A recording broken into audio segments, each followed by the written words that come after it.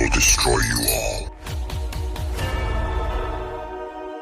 প্রিয় দর্শক, আজ আমরা আলোচনা করব কিয়ামতের অন্যতম বড় আলামত দাজ্জাল সম্পর্কে। দাজ্জাল কখন আসবে, কিভাবে আসবে, তার পরিচয় কি, তার বাবা মায়ের পরিচয় কি, এসব বিষয়ে অনেক প্রশ্ন আমাদের মনে ঘোরাফেরা করে। তাই আজকের ভিডিওটি শেষ পর্যন্ত দেখলে আশা করি দাজ্জাল সম্পর্কে অনেক অজানা তথ্য জানতে পারবেন। দাজ্জাল এক ভয়ঙ্কর ফিতনা। কিয়ামতের পূর্বে মানবজাতির জন্য সবচেয়ে বড় ফিতনা হিসেবে দাজ্জালের আবির্ভাব ঘটবে। পৃথিবীতে যত নবী রাসূল এসেছিলেন তারা সকলেই তাদের উম্মতদের দাজ্জাল সম্পর্কে সতর্ক করেছিলেন। তেমনিভাবে আমাদের নবী হযরত মুহাম্মদ সাল্লাল্লাহু আলাইহি ওয়াসাল্লাম দাজ্জালের ফিতনা থেকে সতর্ক করেছেন।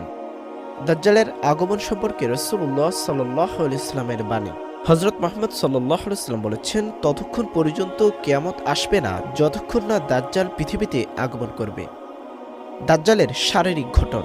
দাজ্জালের শারীরিক গঠন সম্পর্কে বিভিন্ন হাদিসে কিছু বর্ণনা পাওয়া যায়। যেমন, দাজ্জাল হবে ব্যাটি এবং কুৎসিত, তার একটি চোখ অন্ধ থাকবে, দুটি পা হবে বাঁকা, শরীরে প্রচুর লোম থাকবে, মাথার চুল কোকটানো হবে, গায়ের রং লালচে বা বাদামি হবে, নাক হবে তোতা পাখির ঠোঁটের মতো, কপালে কাফির লেখা থাকবে যা ইমানদার ব্যক্তিরা সহজেই পড়তে পারবে যদিও তারা লিখতে বা পড়তে নাও জানে।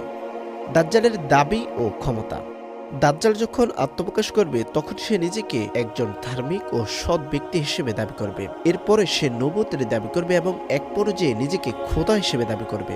দাজ্জালের কিছু অলৌকিক ক্ষমতা থাকবে, যেমন সে বৃষ্টি বর্ষণ করার ক্ষমতা রাখবে, জমিনকে ফসল উৎপাদনের নির্দেশ দিলে জমিন ফসল ফলাতে শুরু করবে, তার কাছে ধনভাণ্ডার থাকবে, সে খুব দ্রুত এক স্থান থেকে অন্য স্থানে যেতে পারবে।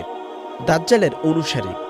দাজ্জালের অধিকাংশ অনুসারী হবে কাফির, ইহুদি ও নারীরা। সে মক্কা মদিনা ব্যতীত পৃথিবীর প্রায় সকল স্থানে প্রবেশ করবে। যখন সে মক্কা মদিনায় প্রবেশ করতে ব্যর্থ হবে তখন মক্কা মদিনার মুনাফিকরা তার অনুসারী হয়ে যাবে। দাজ্জালের শেষ পরিণতি।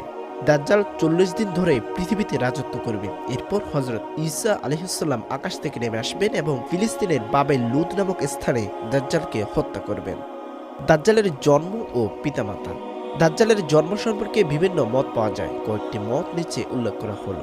কোনো বর্ণনায় ইবনে সায়েদ নামক এক ইহুদি যুবকের কথা বলা হয়েছে যার মধ্যে দাজ্জালের কিছু বৈশিষ্ট্য ছিল, আর তা হলো রাসূলুল্লাহ সাল্লাল্লাহু আলাইহি ওয়াসাল্লামের যুগে যখন মুসলমানরা মক্কা থেকে মদিনায় হিজরত করেছিলেন সেই সময় মদিনার এক ইহুদি নারী এক শিশু জন্ম দেয় যে জন্মগতভাবে এক চোখে কানা ছিল।